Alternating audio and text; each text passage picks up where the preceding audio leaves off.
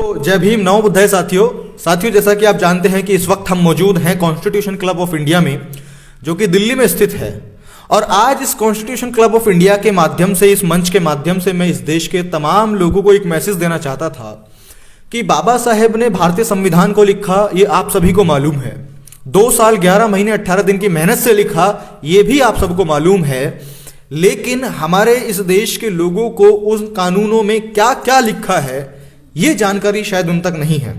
और इसी वजह से कई बार पुलिस वाले, वकील या फिर मीडिया कर्मी या कोई भी कहीं पे भी उन लोगों के साथ में अन्याय और अत्याचार आसानी से कर सकता है। क्यों? क्योंकि उन लोगों को अपने अधिकारों की जानकारी नहीं होती है। तो इस मंच के माध्यम से कहीं ना कहीं मैं लोगों से यही अपील करना चाहूंगा कि जो बाबा साहेब ने इतना मेहनत करके 2 साल 11 महीने 18 दिन की कड़ी तपस्या से, कड़ी मेहनत से एक संविधान को लिख करके तैयार किया, जो कि इस देश के तमाम लोगों को समानता का अधिकार दिलाता है, तो कहीं ना कहीं हमें उस संविधान की जानकारी होनी चाहिए।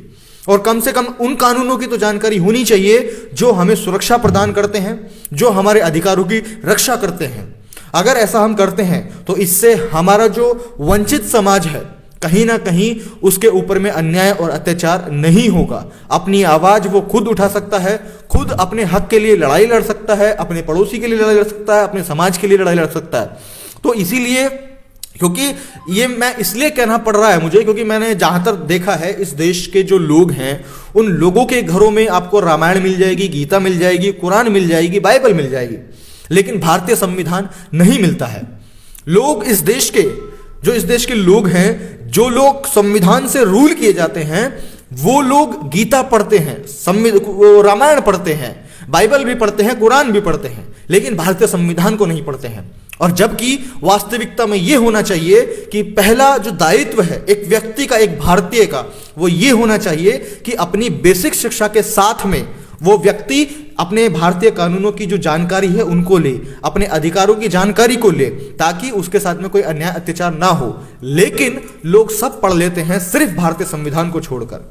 तो कहीं ना कहीं इस देश के तमाम लोगों से मेरा यही एक अपील है, देखो, आप रामायण पढ़ो, गीता पढ़ो, कुरान पढ़ो, बाइबल पढ़ो, आपको जो करना है वो करो। उससे मुझे या इस देश की कानून व्यवस्था को या इस देश में रह रहे लोगों को कोई घंटा फर्क नहीं पड़ता। लेकिन यदि आपने संविधान को नहीं पढ़ा, यदि आपने अपने अधिकारों की जानकारी नहीं ली, यदि आप अपने हकों के बारे में नहीं जान पाओगे, तो आप हमेशा वंचित रहोगे, आपके ऊपर में अन्याय और अत्याचार होता रहेगा, और जो कि बहुत गलत चीज है। जब हमको संविधान मिल चुका है तो क्यों नहीं हम उसको पढ़ के अपने अधिकारों की रक्षा करते हैं? तो क्या ये हमारा दायित्व नहीं बनता कि हमको अपने अधिकारों को पढ़ना चाहिए, अपने जो भी आने वाली समस्याएं हैं उनका समाधान हमें खुद निकालना चाहिए? बिल्कुल ये हमारा दायित्व बनता है। और इसीलिए कॉन्स्टिट्यूशन क्लब ऑफ इंडिया के इस मंच के माध्यम से मैं आप सभी लोगों से, वह इस देश के तमाम लोगों से मैं यही अपील करना चाहता हूं कि अपने हक और अधिकारों के बारे में जानिए, समझिए, और इस देश के तमाम जो वंचित समाज के लोग हैं, जो गरीब लोग हैं, जो अशिक्षित लोग हैं, उन लोगों तक भी इन कानूनों की जानकारी को पहुंचाने का प्रयास कीजिए, ताकि जो डॉक्टर अंबेडकर जी का मिशन था, इस देश को, इस देशवासियों को सशक्त और मजबूत बनाना, वो मिशन पूरा हो पाएगा। जब तक लोगों को जानकारी नहीं होगी, तब तक वो लोग अशिक्षित रहेंगे, वो लोग वंचित रहेंगे, वो लोग पिछड़े रहेंगे, वो लोग गरीब रहेंगे, वो लोग कमजोर रहेंगे, उनको सताया जाएगा, उनके साथ षड्यंत्र किए जाएंगे, सारी चीजें होंगी, जब तक उनको जानकारी नहीं होगी। क्योंकि नॉलेज इज अ की ऑफ सक्सेस, ये बात आप जानते होंगे। तो बस इतना ही मैं कहना चाहता था।